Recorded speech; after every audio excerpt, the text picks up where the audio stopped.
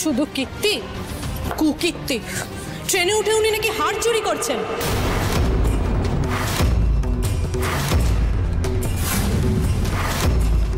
ছোট,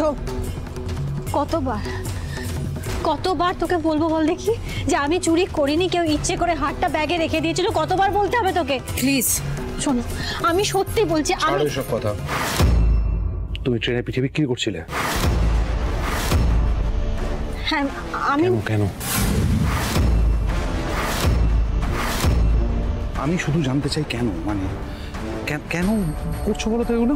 মায়ের চিকিৎসার জন্য, তাই তো? কিন্তু আমি তো তোমাকে বলেছিলাম, আলো মায়ের চিকিৎসার জন্য আমি টাকা জোগাড় করছি, আমি অফিসে কথা বলেছি, বাড়ির কারোর কাছে হাত পাততে হবে না, বাবার কাছে হাত পাততে হবে না, আমি টাকাটা জোগাড় করে দেবো। কিন্তু না, তোমার তো সমস্যা হচ্ছে। তুমি দেখেছো যে 40,000 টাকা তুমি এখান থেকে রোজগার করেছো, পিঠে বিক্রি করেছো, তখন তোমাকে পিঠে বিক্রি করেই ওই টাকাটা নিয়ে আসতে হবে, বাকি টাকাটা জোগাড় করতে হবে, তাই তো? আমি বিক্রি করি না। করেছো কেন আমি সেটাই বুঝতে পারছি না। তুমি অদ্ভুত কাণ্ডগুলো করবে, একটা কথা জিজ্ঞাসা পর্যন্ত করবে না, যেটা করবো করবো না, কি করবো না করবো কিচ্ছু বলার তোমার কোনো দায় নেই। তুমি চাওটা কি আলো? এক্স্যাক্টলি, তুমি চাওটা কি? আর সত্যি কথাই তো, দাদার কাছে হাত পাতাটা তো অনেক বেটার অপশন অন্যের গলার থেকে হার চুরি করার থেকে। হ্যাঁ মানে বৌদি, বিগত 15 বছর ধরে তো এমনি তুমি দাদার কাছে হাত পাচ্ছ, তা হঠাৎ করেই ন্যাকামি পিঠের ঝাঁক নিয়ে লোকাল ট্রেনে উঠে পিঠে চাই করার কি মানে হলো? তো বুঝতে পারলাম না। আর ঋষি, আমি না একটা জিনিস বুঝতে পারছি না, জানো তো? না মানে দিদিভাই, তুমি এই পুরো জিনিসটা করলে কি করে? না মানে যারা রেগুলারলি চুরি করে তাদের না একটা পদ্ধতি থাকে, তারা কবিতা বলে, ছড়া বলে, গল্প বলে, এসব বলে নিজেদের জিনিসগুলো বিক্রি করার চেষ্টা করে। আর যাদের এসব গুণ থাকে না, তারা কি করে জানো? ভিক্ষে করে, কাকুতি মিনতি করে লোকের কাছে গিয়ে গিয়ে। হ্যাঁ, আর তোমার তো কোনো স্কিলই নেই না, তাহলে তুমি কি করেছো? প্রত্যেকটা লোকের কাছে গিয়ে গিয়ে, ও দাদা শুনুন না, আমার কাছে না খুব ভালো পিঠে আছে, জানেন তো? অনেক রকমের আছে, নারকোলের, ক্ষীরের। হ্যাঁ, একটা খেয়ে দেখুন না, একটা খেয়ে দেখুন না। ও দাদা শুনুন, আমি বাড়ির থেকে বানিয়ে নিয়েছি। হ্যাঁ দাদা, বাড়ির একটা খেয়ে দেখুন দাদা, আমার খুব দরকার টাকার, বাড়ির থেকে নিজের হাতে বানিয়েছি, ঠকবেন না দাদা, একটা। এগুলো করেছো তুমি, ট্রেনে উঠে এক্স্যাক্টলি এইগুলো করেছো, আর আমাদের পুরো গোটা ফ্যামিলির নামটা ডুবিয়েছো। পিঠে দিয়ে লোক। ঋষি প্লিজ, তোমরা এবার থামবে? বাবা, আমরা তো চুপ করে যাব, কিন্তু পুরো জগৎ সংসারের মুখ আপনি বন্ধ করাতে পারবেন? তারা কি চুপ করবে? সোশ্যাল মিডিয়াতে, নিউজ চ্যানেলে, সব জায়গায় বড় বড় খবর হবে, উদয়ন সিংহ রায়ের পুত্রবধূ পিঠে বিক্রি করতে গিয়ে ট্রেনে উঠে চুরির দায়ে পুলিশের হাতে ধরা পড়েছে। একদম ঠিক বলেছো মেউ। এরকম একটা মুখরোচক নিউজ যখন সোশ্যাল আর প্রিন্ট মিডিয়া হাতে পাবে, তখন চারিদিকে তো ভিড়ই ফেলে দেবে। তখন কার মুখ বন্ধ করবো আমরা? আমার ভাবতে লজ্জা করছে, রাস্তা থেকে চুরি, তাও ট্রেনে।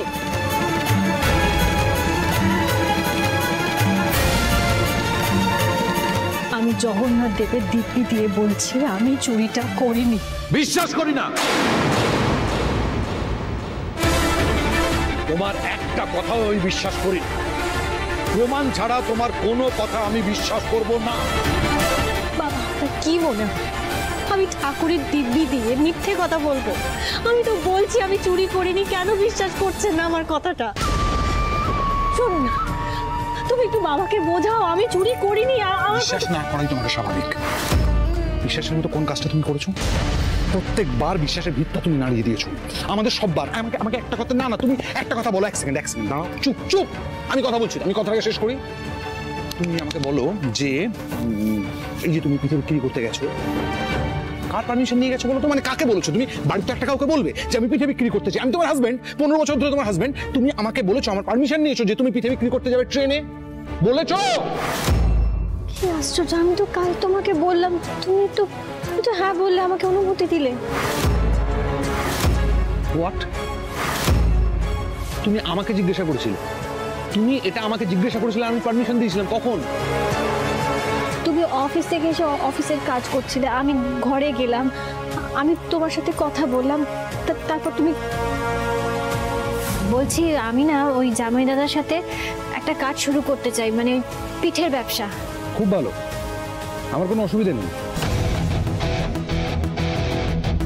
বলছি সত্যি তোমার কোনো আপত্তি নেই তো? আমি কিন্তু খুব বড় ঝুঁকি নিচ্ছি। ঝুঁকি না নিলে তো এগোনো যায় না জীবনে। আমি অন্তত এটাই বিশ্বাস করি। তোমাকে লুকিয়ে আমি কিচ্ছু করব না, সেই কারণে আমি তোমার কাছে অনুমতি চাইতে এসেছিলাম। আমি সেটা জামাই দাদাকে বলেছি। কি আশ্চর্য, আমার কথা কেউ এখন বিশ্বাস করবে না, আমার কাছে তো কোনো প্রমাণই নেই। আমি তো এসেছিলাম, আমি তোমাকে জিজ্ঞেস করলাম, তুমি হ্যাঁ বললে আমাকে। তোমার কি সত্যি কিছু মনে পড়ছে না? তোমাকেই কিন্তু যেতে হবে সিঙ্গাপুর, কারণ দেখো নতুন ব্রাঞ্চটাকে প্রপারলি স্ট্যান্ড করাতে হবে। খুব ভালো, আমার কোনো অসুবিধা নেই। তবে হ্যাঁ, কিছু রিস্ক ফ্যাক্টর আছে, কাজটা খুব একটা সহজ নয়। ঝুঁকি না নিলে তো এগোনো যায় না জীবনে। আলো, তখন আমি আমার বসের সঙ্গে কথা বলছিলাম, কানে হেডফোন ছিল, আমি তো কথা বলছিলাম বসের সাথে। মানে তুমি যদি আমি বলে থাকো, কি তুমি বলেছিলে? তুমি কি করবে বলেছিলে? ব্যবসা করবে টরবে কিছু বলেছিলে তো? আমাকে বলেছিলে ট্রেনে হকারি করবে। তোমার মনে হয় তুমি যদি আমাকে বলতে তুমি ট্রেনে হকারি করতে যাচ্ছ, তাহলে আমি পারমিশন দিতাম তোমাকে ব্যবসা করার?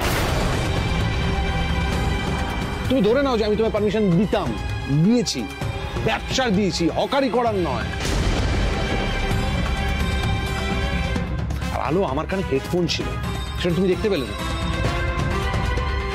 দাদা কেন দেখতে পাবে না বলো? না না দেখতে পাওয়ার তো কোনো কারণ নেই, নিশ্চয়ই দেখতে পেয়েছে, কিন্তু তুমি তো বুঝতে পারছো না। ওটাই তো ওনার উদ্দেশ্য ছিল, যে তুমি হেডফোন লাগিয়ে অফিসের কাজে ব্যস্ত, মিটিং করছো, আর ব্যাস ঠিক সেই সময় উনি অনুমতি নেওয়ার নাটকটা করলেন, হয়ে গেল। তাতে সাপও মরলো, লাঠিও ভাঙলো না। তুমি হ্যাঁ বলে দিলে, না জেনে না শুনে হ্যাঁ বলে দিলে, আর হয়ে গেল। দিদি ভাই কাজটা খুব ভালোভাবে হাসিল হয়ে গেল। কি সর্বনেশে কথা! রুদ্রর বউ এত ছলচাতুরি জানে? দেখে তো মনে হয় না ওর এত সাহস আছে। না বড় মা, একটা ছোট্ট ভুল হচ্ছে আপনার। এটা সাহস না, এটা দুঃসাহস। আর এই দুঃসাহসের ওপরেই ভর করে উনি সেদিন পার্টিতে সবার সামনে ঋষিকে চটটা মেরেছেন। শিক্ষা দীক্ষা তো নেই। আর এই দুঃসাহসের ওপরে ভর করেও প্রতিদিন কিছু না কিছু করে আমাদের পুরো পরিবারের মুখে চুনকালি মাখায়। তো যা মনে হয় তুই বল, যা ওগুলা ঘর তুই উগলে দে। একমাত্র জগন্নাথ দেব জানেন যে কি কারণে আমি এই রোজগারটা করতে চাই, আমার মায়ের চিকিৎসার জন্য। দেখ, সেই কারণে ছোট আমি ওই জামাই দাদার সাথে হাত মিলিয়েছিলাম ব্যবসা করবো পিঠে।